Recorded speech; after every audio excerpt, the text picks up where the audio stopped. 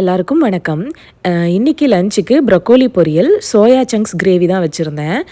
இந்த இரும்பு கல்ல வந்து கேஸ்ட் அயர்ன் பேன் வந்து நான் ரொம்ப நாளாவே ஆசைப்பட்டு வாங்கினது. இதில சமைச்சா என்னன்னா, உடனே நம்ம நல்லா கழுவி வச்சிரணும்.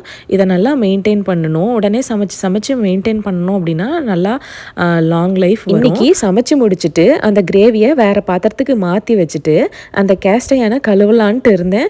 தம்பி அழுகவும் அப்படியே விட்டுட்டு போயிட்டேங்க. கொஞ்ச நேரம் கழுவாம விட்டுட்டேன். அதனால கொஞ்சம் ஒரு மாதிரி இன்னைக்கு ஆகிடுச்சு. சமைச்ச உடனே இந்த மாதிரி நல்லா சோப் போட்டு ஸ்க்ரப் பண்ணி நல்லா தண்ணி ஊற்றி நல்லா வாஷ் பண்ணி எடுத்துட்டு, அதுக்கப்புறமா ஒரு துணி வச்சு நல்லா ஈரம் இல்லாமல் எல்லா பக்கமும் தொடச்சிக்கணும். தொடச்சிட்டு நல்லா கல்லை வந்து சூடு பண்ணிக்கணும். சூடானதுக்கப்புறம் இந்த மாதிரி கிளாத்தில் சமைக்கிற எண்ணெயை டிப் பண்ணிவிட்டு எல்லா பக்கமும் தடவி வச்சுக்கிட்டே வந்தோம்னா ரொம்ப லாங் லைஃப் வருங்க.